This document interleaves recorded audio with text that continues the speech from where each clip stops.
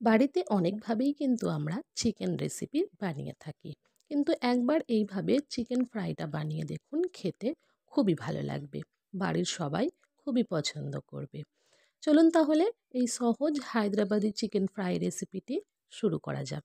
তার আগে আমার চ্যানেল সাবস্ক্রাইব করে না থাকলে আমার চ্যানেল সাবস্ক্রাইব করার অনুরোধ রইল। এখানে আমি চিকেন ফ্রাই বানানোর জন্য 500 গ্রাম চিকেন নিয়েছি। চিকেনটাকে পরিষ্কার করে ধুয়ে জল ঝরিয়ে নিতে হবে। তারপর চিকেনটাকে আমি ম্যারিনেট করে নেব, যার জন্য স্বাদ অনুযায়ী লবণ, 1 চা চামচ আদা রসুন বাটা আর 1 চা চামচ লেবুর রস দিয়ে চিকেনটাকে আমি ম্যারিনেট করে নিচ্ছি। চিকেনটা ম্যারিনেট করে 1 ঘন্টার জন্য আমি রেখে দেব। 1 ঘন্টা না হলেও আধা ঘন্টাও অন্তত রাখার চেষ্টা করবেন। লেবুর রস দেওয়ার ফলে চিকেনটা কিন্তু অনেক বেশি সফট আর জুসি হবে।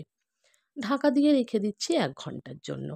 এদিকে আমি একটা মশলা রেডি করে নেব, যার জন্য 3-4টে শুকনো লঙ্কা, 1 চা চামচ করে গোটা জিরে, গোটা ধনে, মৌরি, 8-10টা গোলমরিচ, 2টো দারচিনির টুকরো আর 4টে এলাচ দিয়ে গ্যাসের ফ্লেম একেবারে লোতে রেখে আমি এটা 1 মিনিটের মতো একটু ড্রাই রোস্ট করে নেব। যখন এটা থেকে সুন্দর একটা গন্ধ বেরোবে, তখন এটাকে আমি ঠান্ডা করে নিয়ে মিক্সির জারে নিয়ে একটু দানা দানা করে পাউডার করে নেব। খুব বেশি পাউডার করব না, একটু যেন দানা দানা থাকে। আর এর মধ্যে অতি অবশ্যই মৌরিটা দেওয়ার চেষ্টা করবেন, তাতে একটা সুন্দর ফ্লেভার আসে। দেখতেই পাচ্ছেন দানা দানা করে আমি মশলাটা রেডি করে নিয়েছি। তারপর একটা কড়াই বসিয়ে দিয়ে 3 টেবিল চামচ আমি এখানে সাদা তেল দিয়ে দেব। তেলটা আপনারা কম বেশি করতেই পারেন, কিন্তু তেল একটু বেশি দিলে খেতে ভালো লাগে। তেল খুব ভালো করে গরম হয়ে গেলে দিয়ে দেব 1/2 চা চামচ গোটা জিরে, 1 চা চামচ করে আদা রসুন কুচি, 2টো চেরা কাঁচা লঙ্কা আর দিয়ে দেব কয়েকটা কারি পাতা। যেহেতু হায়দ্রাবাদি রেসিপি তাই কারি পাতাটা কিন্তু মাস্ট, না থাকলে স্কিপও করতে পারেন। তারপর একটা পেঁয়াজ কুচি দিয়ে খুব ভালো করে পেঁয়াজটাকে আমি সফট হয়ে যাওয়া পর্যন্ত ভেজে নেব। পেঁয়াজটা খুব বেশি ব্রাউন করব না, একটু সফট হতে শুরু করলেই আমি এর মধ্যে দিয়ে দেব একটা কুচি করে রাখা টমেটো। টমেটোর দানাগুলোকে আমি ফেলে দিয়ে টমেটোটাকে কুচি করে নিয়েছিলাম, এটাকেও দিয়ে 2 মিনিটের মতো একটু নাড়াচাড়া করে নেব। যখন টমেটো একটু সফট হতে শুরু করবে, এর মধ্যে দিয়ে দেব 1/2 চা চামচ হলুদ গুঁড়ো, 1/2 চা চামচ কাশ্মীরি লাল লঙ্কার গুঁড়ো। কাশ্মীরি লাল লঙ্কার গুঁড়োটা আমি এখানে রঙের জন্য দিয়েছি, না থাকলে স্কিপও করতে পারেন। ঝালের জন্য আমি এখানে কিন্তু কাঁচা লঙ্কা, শুকনো লঙ্কা দুটোই ব্যবহার করেছি। এটাতেই যথেষ্ট ঝাল হবে।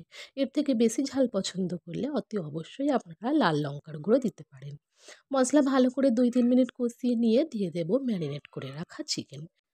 চিকেনটা দিয়ে গ্যাসের ফ্লেম আমি লো করে দিয়ে চিকেনটাকে খুব ভালো করে এখানে কষিয়ে নেব, প্রায় 4 থেকে 5 মিনিট।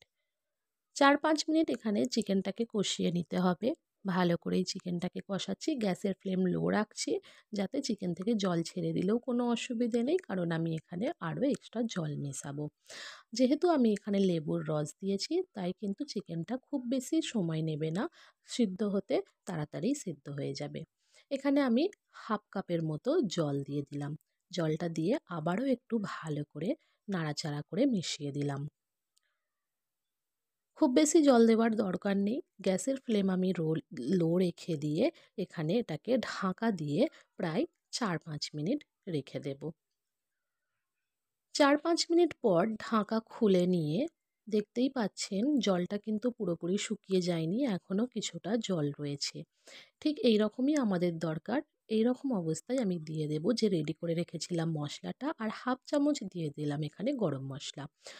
দিয়ে গ্যাসের ফ্লেম লো রেখে আমি এটাকে নাড়াচাড়া করে ততক্ষণ পর্যন্ত ফ্রাই করতে থাকবো, যতক্ষণ না পুরো জলটা শুকিয়ে যাচ্ছে আর চিকেনটা ভাজা ভাজা হয়ে যাচ্ছে, মশলাগুলোও একটু পুড়ে আসছে। এই রেসিপিটা তখনই খেতে ভালো লাগে যখন মশলাগুলো একটু নিচে লেগে যায়, তাতে একটা চিকেনের খুব সুন্দর ফ্লেভার আসে। এখানে আমাকে লবণ একটু কম মনে হয়েছিল। আমি যেহেতু রান্নার সময় লবণ দিইনি, ম্যারিনেট করার সময়তেও লবণ দিয়েছিলাম, তাই জন্য একটু লবণ দিয়ে দিলাম। দিয়ে আবারও এটাকে আমি খুব ভালো করে ফ্রাই করে নেব। দেখতেই পাচ্ছেন মশলাগুলো নিচে লেগে আসছে, তার মানে এটা আমাদের হয়েই এসেছে। নামানোর আগে উপর থেকে একটু কারি পাতা আর দিয়ে দেব ধনে পাতা। কারি পাতাটা অপশনাল, না থাকলে নাও দেবেন। তারপর আবারও 2-3 মিনিট খুব ভালো করে একটু মিশিয়ে নেব।